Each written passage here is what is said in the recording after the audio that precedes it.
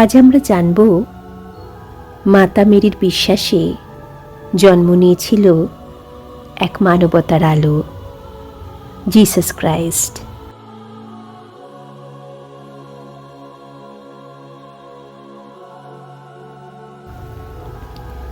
শান্ত নীরব এক রাত, আকাশে তখনও উজ্জ্বল নক্ষত্রের আলো, আর পৃথিবীর এক ছোট কোণে একটি সাধারণ গোয়াল ঘর। সেখানেই শুরু হয়েছিল এমন এক গল্প যা হাজার হাজার বছর পেরিয়েও মানুষের হৃদয়কে নাড়িয়ে দেয়। সেই গল্প একজন মা, মাদার মেরি, আর তার কোলে জন্ম নেওয়া এক ছোট্ট শিশু, জিসাস ক্রাইস্টের।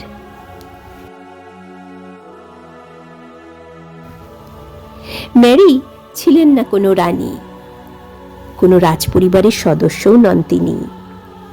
তিনি ছিলেন এক সাধারণ নম্র হৃদয়ের নারী। কিন্তু তার বিশ্বাস ছিল অটল। সমাজের ভয়, মানুষের প্রশ্ন এবং ভবিষ্যতের অনিশ্চয়তা, সবকিছুর মাঝেও তিনি বিশ্বাস রেখেছিলেন ঈশ্বরের ওপর। সেই বিশ্বাসই তাকে শক্ত করেছিল যখন তিনি কোলে তুলে নিয়েছিলেন সেই শিশুকে, যে একদিন পৃথিবীকে ভালোবাসা এবং ক্ষমার অর্থ শেখাবে।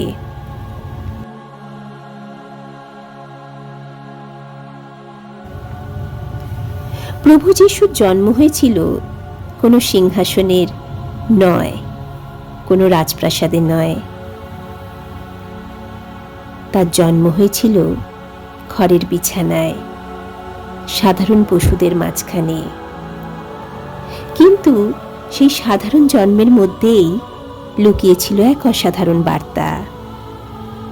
ভালোবাসার জন্য কোনো বিলাসিতা লাগে না, লাগে শুধু বিশুদ্ধ হৃদয়।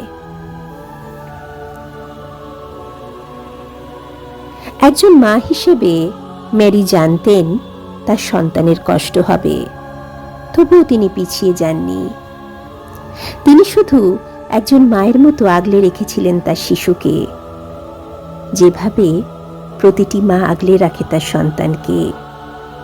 তার নীরব ত্যাগ, তার নিঃশব্দ সহ্য শক্তি, তার চোখের গভীর বিশ্বাস, সব মিলিয়েই জিসাসের গল্প শুধু একজন ধর্মীয় চরিত্রের গল্প নয়, বরং এক মানবিক ইতিহাস। জিসাস বড় হয়ে শিখেছিলেন ক্ষমা করতে, ভালোবাসতে এবং অন্যায়ের সামনে সত্যের পথে দাঁড়াতে। আর সেই শিক্ষা শুরু হয়েছিল মাদার মেরির কোলে, তার আদরে, তার নীরব প্রার্থনায়।